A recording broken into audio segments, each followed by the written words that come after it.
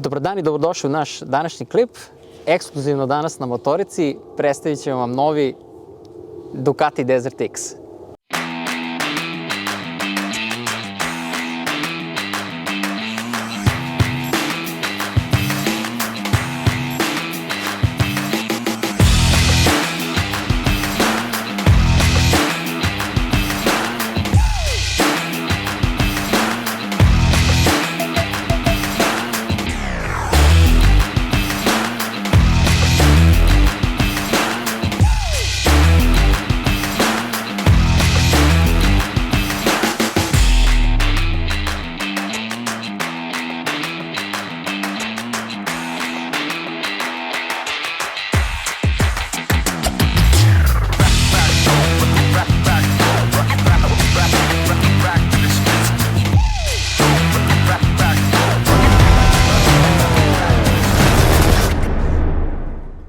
Kao što vidite, danas smo malo drugačijem okruženju od naših tipičnih motovlogova. U prirodi, brate, konačno. U prirodi. Dobili smo jedan sjajan motor, naime ovo je novi Ducati Desert X. Pre svega da se zahvalimo ljudima iz Ducatija Srbije koji su nam pozajmili ovaj sjajan motor. Veliko hvala njima. Nikoli Saši I ostatku ekipe, naravno. Danas ćemo predstaviti recenziju ovog motora. I Milane, kada kažemo Ducati, šta ti prvo padne na pamet? Da li bi ikad pomislio da će oni napraviti jedan ovakav off-road motor? Kad kažeš Ducati, padne na pamet ono Street Fighter, Panigale, Monster, Costin Monster, sećaš se kako smo se oduševljavali kad smo išli za Novi Sad. Onda, Desert X ne pada mi na pamet, nije mi padalo na pamet da će Ducati da napravi, pošto je to u principu omaž Kadživi i Kadživinom motoru, Kadživa Elefant 900 koja je pobedila na Paris-Dakar. Čini mi se se to zvao Paris-Dakar, rally, 90. i 94. 90. baš sa ovim Lucky Explorer bojama i omaž tom motoru je Desert X, pošto je Ducati pripadao Kadživi tad i oni su pozajmili, Kadživa je dala znači motor i ram, Ducati je bio agregat, da. Tako je. I po tome je nastao Desert X kao neki neo-retro off-road motocikl prvi. U stvari to je 50-50 motocikl, nije off-road, da. Nije klasičan. Da, interesantno da je Kadživa nekada posjedovala i Motomorini, i Husqvarnu, i Augustu. Da, imam Augustu. Posle su, ja mislim, neki su prodani drugim brendovima, a neki su zadržani možda i dalje pod Kadživom. Taj sad sa Kadživom, jel postoji? Postoji i dalje, koliko ja znam. Da. Ali nešto čekaj, MV August, ne znam.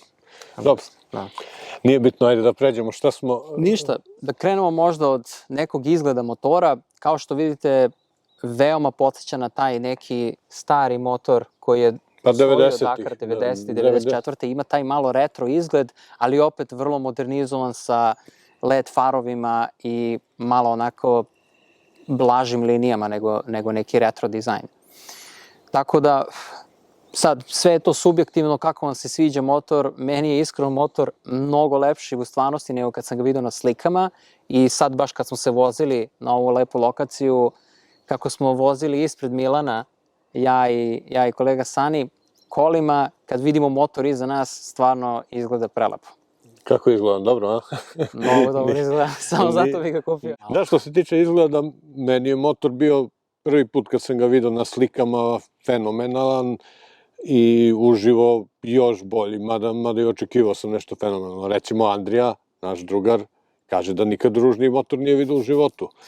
Uživo ga doduše još uvijek nije video, ali kaže šta ovo bi druga. I mnogi, tako da je dosta polarizovano kod publike njegov izgled, ali meni je fenomenalno. Zagledao sam šta bi promenio, apsolutno ništa. Perfektno. Apsolutno ništa. Pa da, to su i neki moji utisci kad smo ga videli uživo i seli na njega prvi put.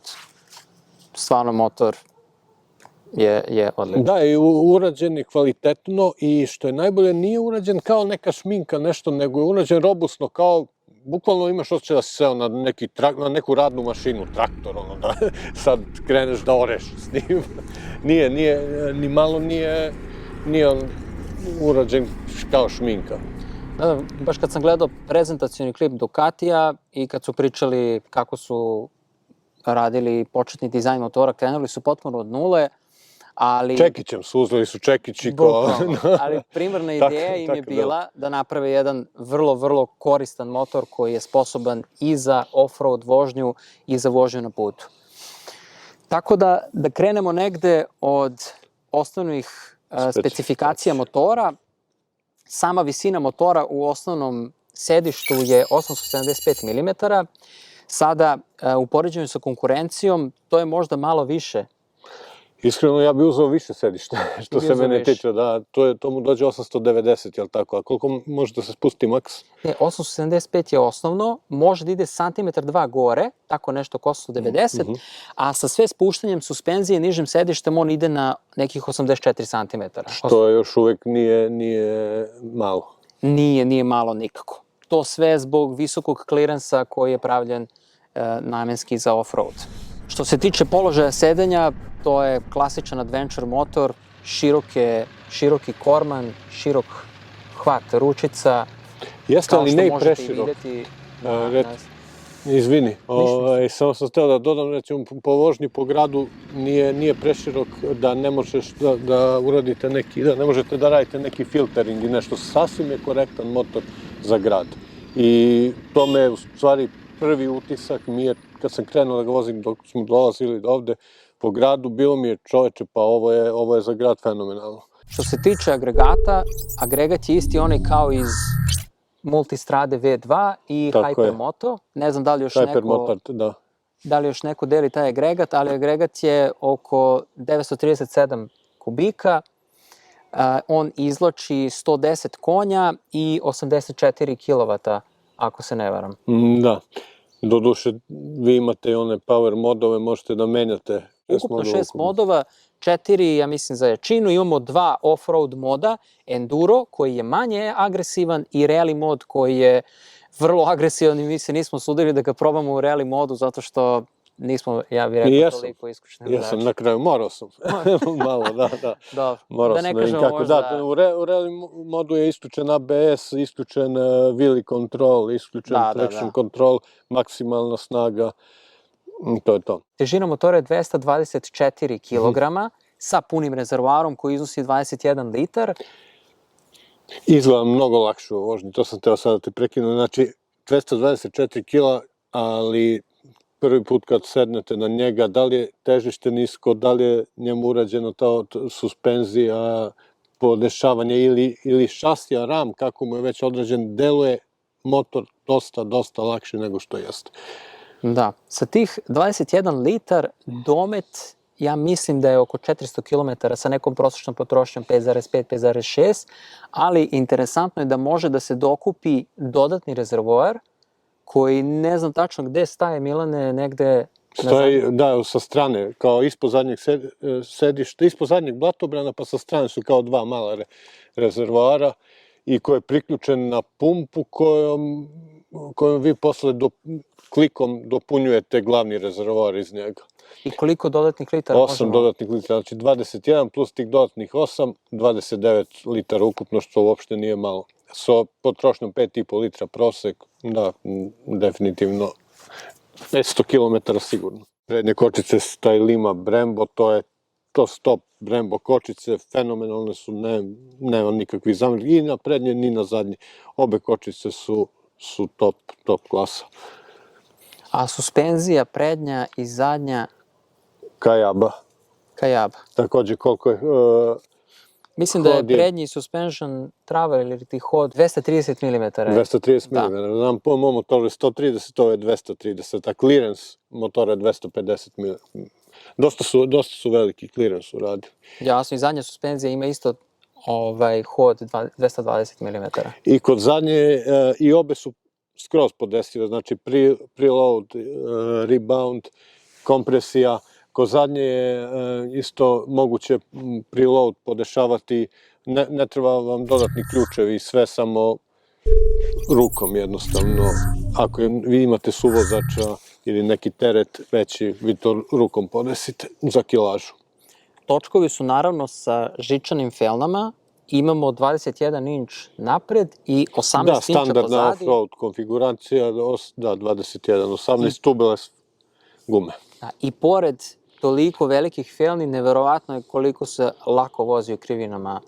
Da, je isto. Što nikad ne bi rekao za jedan ovako... Pa recimo kao da je napred, a nije baš 17, ali kao da je napred 19,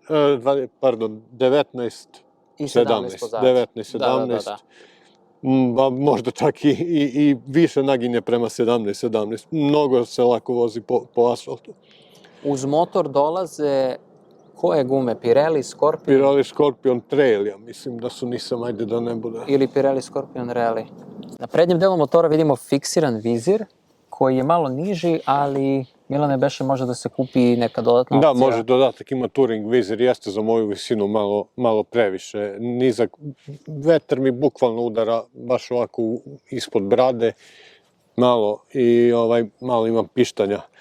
Ali da, definitivno kad bi ga uzimao bi taj malo viši touring vizir. Nije ništa strašno, nije nešto što sad, ne znam, umara ili ne znam koliko, definitivno bolje nego na bilo kom nakedu, sagnuću se malo, budem i okej mi je.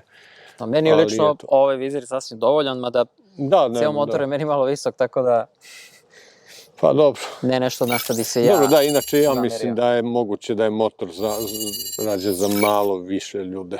To namenski, kao i svaki off-road motor. Da, ali to je prokletstvo, recimo ja najviše volim nakede, a visok sam, a ljudi koji su niži, oni najviše vole adventure motore, uvek je tako, ono što nemaš, to ti je najzanimljivije.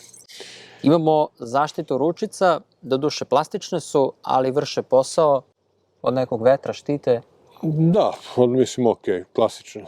Sad imaju oni kao dodatnu opremu neke drugačije, ili tako? Verujem da ima. Da, ne znam da su metalne i sve ne mogu... Ima metalne, ja mislim možda čak i neka kombinacija metal-plastika. Da, standard isto, ovi retrovizori su okrugli, meni se to sviđa. U početku mi je bilo malo nezgodno, mislio sam da su loši, da bi kad bi uzeo motor obavezno uzeo dodatne kao šire, međutim navikao sam se i skroz okej. Što se tiče fuzastera, oni su metalni, gume na fuzasterima mogu da se skinu pri off-road vožnji.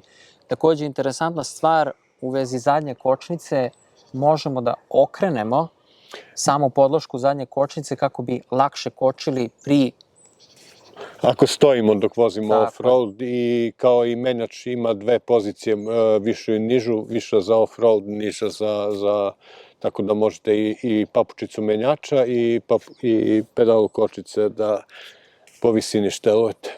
Takođe, naravno, mogu da se dokupe dodatni crash barovi koji su Touratec i dodatni crash bar za vodenu pumpu koja je izložena sa leve strane agregata. Standardno dolazi stabilizator za upravljanje koji se vidi tačno ispod kormana. Ovo koliko pomaže u vožnji, Milane? Da li si ti primetio neku razliku? A nisam ga sad vozio toliko da bi primetio neku razliku, ali mislim pravljene da pomogne pri velikim brzinama protiv onog tank flappera takozvanog ili da volan recimo pri off-roadu bude mirniji. Naravno i kočnica i kvačilo mogu da se podešavaju, što je vrlo korisno. Svakako možete da podesite kako vama odgovara. ABS može da se... Kvačilo hidraulično nismo napomenuli, znači nije na žicu, nije na sajlu, klasično mnogo lep osjećaj kod kočice i kod kvačila. Sad kažu mane, ako vam negde na nekom putu crkne hidraulično kvačilo, morate da zovete servis, rezervni deo, a ako vam crkne sajla, vi izvadite sajlu iz gepeka, zamenite i nastavite put. Ali nije to da tek tako crklo. Takođe je slipper kvačilo. Da.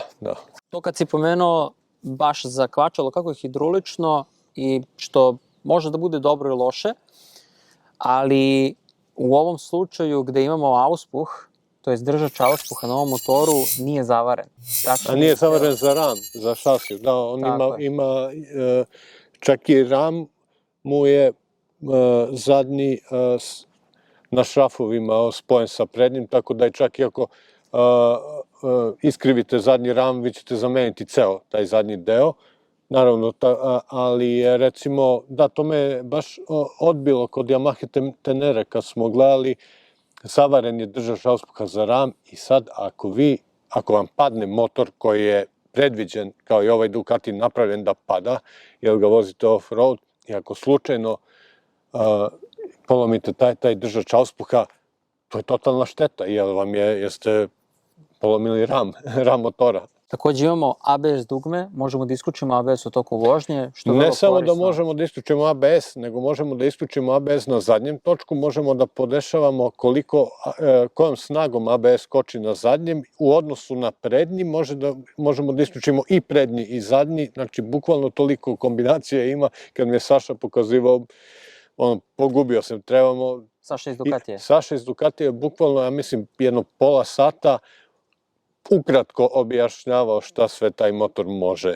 Meni se mnogo sviđa što oni prave predefinisane dugmiće za maglenke i grejače ručica, koji su dodatna oprema, i onda ako stavimo maglenke, ne moraju da mi lepe dodatno dugme negde koji izgleda jako ružno. Da, ono ružno, jeste.